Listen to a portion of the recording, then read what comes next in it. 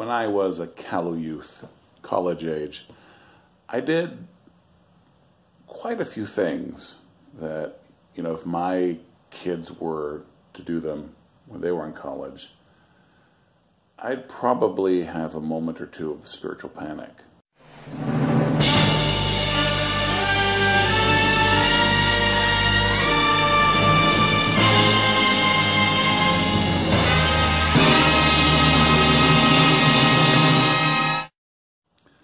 So when I was like 18 and a freshman at the University of Florida, well, you'll remember as I tell you these couple of things that, well, I was a homeschooler. I was the second homeschooler accepted into the University of Florida.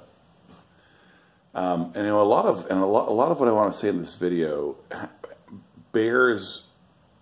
comes to bear on the situations of kids who were sheltered growing up, right? And what they expect when they go to college, what parents expect, what their fears might be, what their hopes might be. So I was homeschooled. I was more sheltered than many, and I was also way more worldly than many at the time.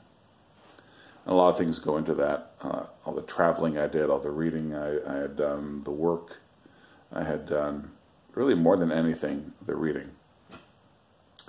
And that connects actually to what my main point is going to end up being. But when I was 18, I took a white t-shirt and I wrote in Sharpie on it a Puritan quote that I just adored, just loved this Puritan quote.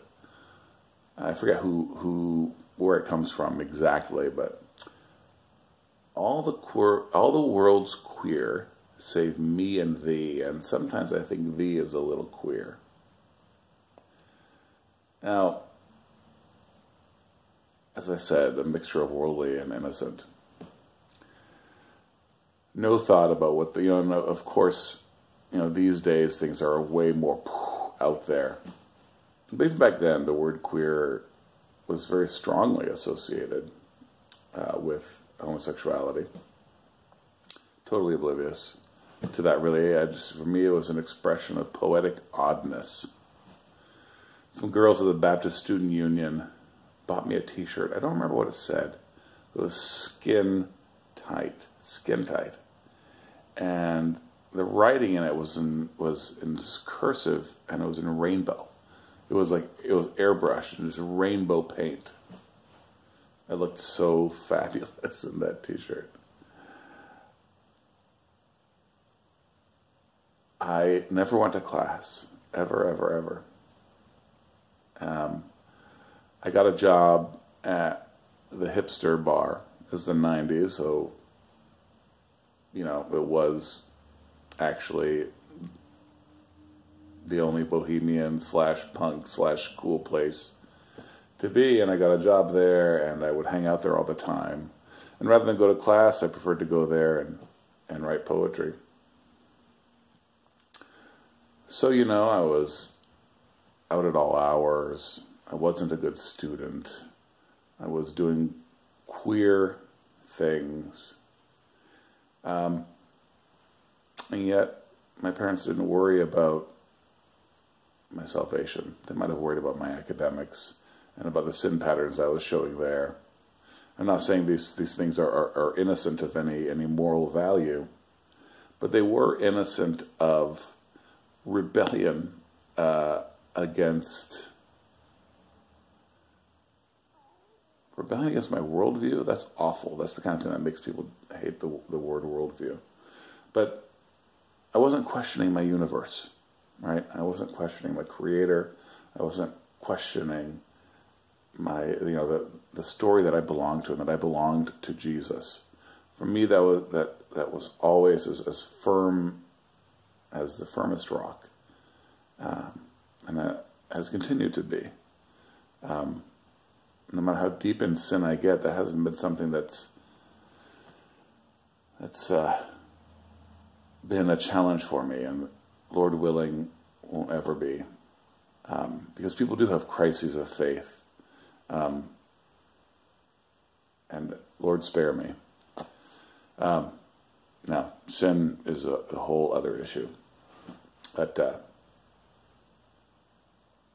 point of this video, as I get into the 5th minute of it, is that there was this, as I think about that, I think about my experience in college, and how stupid I was, how sinful I was, but how I never had the thought to, could this all be true? Is this all real? Is this line that my parents fed me right? Is my experience in the church valid? Do I need to experiment? Do I need to explore? There are things I did, like I went to philosophy class and scoffed. But, okay, so thinking about that, and then thinking about, well, why do so many kids have these crises? And why do every church I go to, this is a concern that pastors mention, that parents mention, your kids are going off to college soon, and I know you're worried about this and that. My parents weren't worried, and as it turned out, I was right. Why, And I think it's the doctrine of sin. And I don't want to boil it down to something intellectual, because, of course, Jesus was gracious to me, and His Holy Spirit was with me. Everything's by His mercy. But, it's the intellectual aspect of it was that, I think, this doctrine of sin. That's how it connects to reading. And I guess to what of the world I had seen. But, my parents let me read whatever I wanted to, and which meant I read plenty of bad things. But, real stories, real world. I was just devoted to history. I loved history. All I did as a high schooler was eat Ben & Jerry's ice cream and read history books. And so, I had this strong, just rock-bed belief that people are evil. And that was a part of my Christian faith. People are evil. I am evil. And it takes a new nature from Jesus to change that in us. I'm evil. Everybody is evil. All of us want to be God. And if we were unfettered, we would be merciless and do anything to anybody to achieve that. When kids go to college and, they've been sheltered, I think what often happens is they meet some raging pagans, and the thought, hey, these are kind of nice guys, blows their mind, because the way in which they've been sheltered, because, you do want to protect your kids as they grow so that they can grow up into weapons, into building implements, into tools. But, they run into the situation, and it absolutely blows up their entire universe, because there are some nice people who hate Jesus. And I see these nice people in front of me. Maybe hating Jesus isn't so bad. But that only works if you're a functional Pelagian.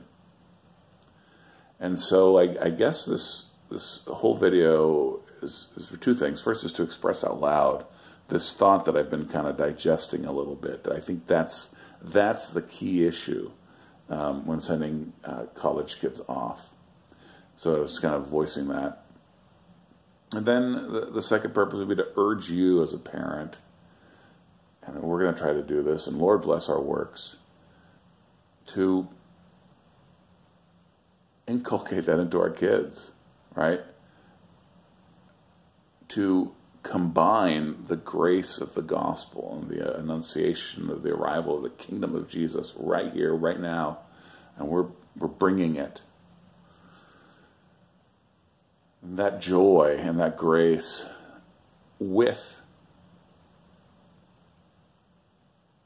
mankind is just desperately wicked, and people are desperately wicked. And That's why they need saving. But having this very strong doctrine of sin, knowing that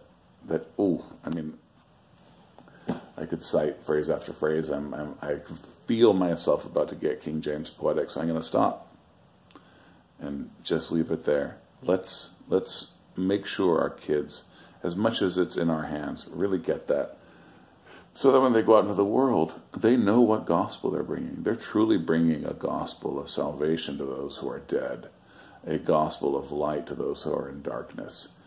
This ain't no penumbra. This is Stygian darkness. This is the depths of despair and separation with God. Men are evil. Even if they're really nice guys who are great roommates and are happy to buy you a beer. You would be that way. He is that way. And we all need Jesus. And this shouldn't rock the boat that much. That, oh, look, nice guys hate God. All right, so that's it. I'm going to stop talking. It's super early in the morning. It's like 5 in the morning. So, yeah. Long video. Sorry about that. Peace of Christ be upon you.